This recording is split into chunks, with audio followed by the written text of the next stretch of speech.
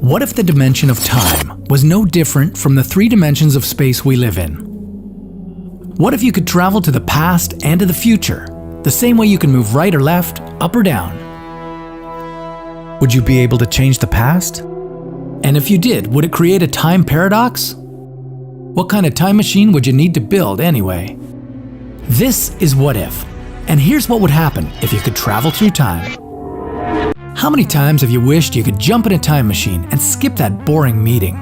Or choose a better comeback in that argument last week? Time travel sounds like some wild fantasy that only happens in sci-fi movies, but we're actually traveling in time every day.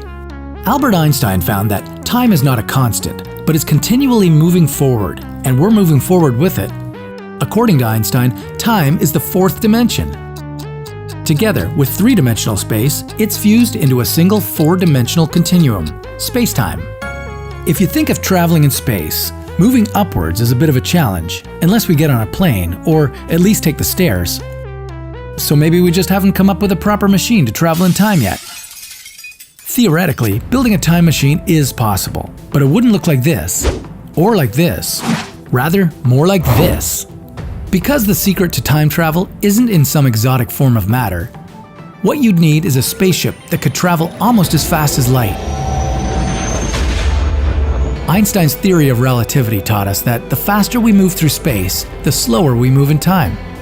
Let's assume you were in a spaceship, traveling at 99.9% the speed of light, to a potentially habitable exoplanet some 40 light years away. You find some primitive life forms and speed back to Earth to share your discovery.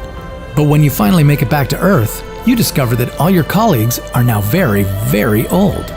From your perspective, you'd only been gone for about 2 years. For people on Earth, you'd been gone for 80. This phenomenon is known as time dilation.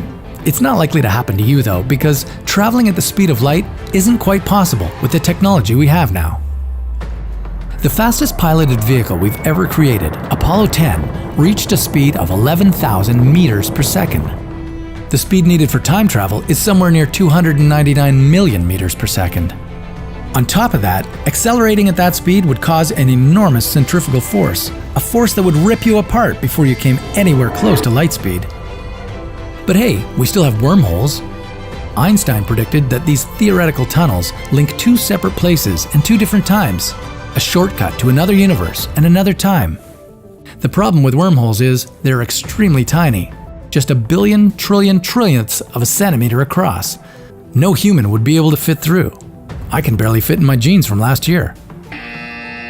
If only we could capture a wormhole, we might be able to enlarge it. Imagine a giant tunnel above the Earth leading to another planet. And theoretically, if we put both ends of a wormhole in the same place, but in different times, we could step into a wormhole and come out in the distant past.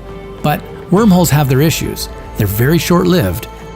And traveling into the past would create paradoxes, like the one in which you go back in time and convince your grandmother never to get married. Then your grandmother doesn't give birth to your dad, and he doesn't have you. But if you didn't exist, who went back in time to talk your grandmother out of marrying your grandfather? Time is linear. It only goes forward. For that reason, we can only travel into the future, not to the past. In fact, astronauts that spent about a year on the International Space Station are now living in the future compared to us. Even though it's just 13 milliseconds in the future, they're proof that traveling in time is possible. And maybe wormholes could open up a whole different world, where the laws of physics work in different ways and traveling to the past is possible.